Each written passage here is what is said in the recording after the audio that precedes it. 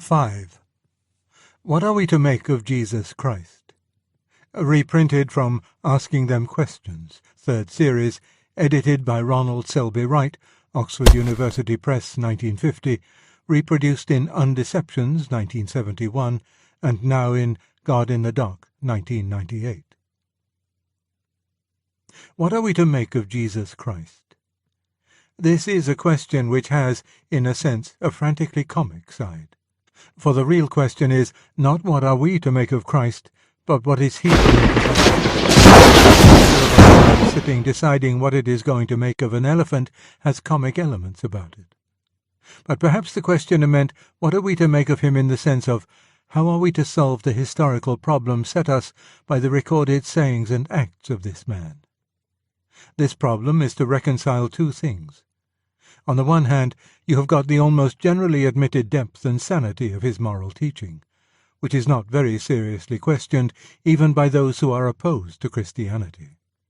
In fact, I find when I am arguing with very anti-God people that they rather make a point of saying, I am entirely in favor of the moral teaching of Christianity. And there seems to be a general agreement that, in the teaching of this man and of his immediate followers, moral truth is exhibited at its purest and best. It is not sloppy idealism. It is full of wisdom and shrewdness. The whole thing is realistic, fresh to the highest degree, the product of a sane mind. That is one phenomenon. The other phenomenon is the quite appalling nature of this man's theological remarks. You all know what I mean, and I want rather to stress the point that the appalling claim which this man seems to be making is not merely made at one moment of his career. There is, of course, the one moment which led to his execution, the moment at which the high priest said to him, "Who are you?" "I am the Anointed, the Son of the uncreated God, and you shall see me appearing at the end of all history as the judge of the universe." But that claim, in fact, does not rest on this one dramatic moment. When you look into his conversation, you will find this sort of claim running throughout the whole thing.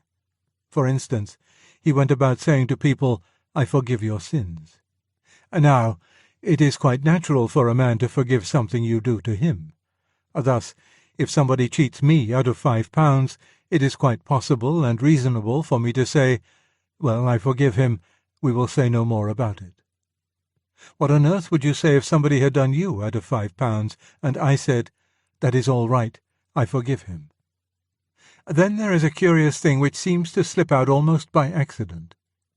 On one occasion this man is sitting, looking down on Jerusalem from the hill above it, and suddenly in comes an extraordinary remark. "I keep on sending you prophets and wise men." Nobody comments on it.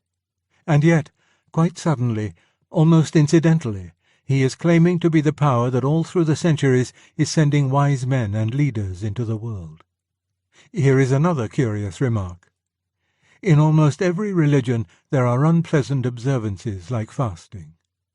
This man suddenly remarks one day, "No one need fast while I am here." Who is this man who remarks that his mere presence suspends all normal rules? Who is the person who can suddenly tell the school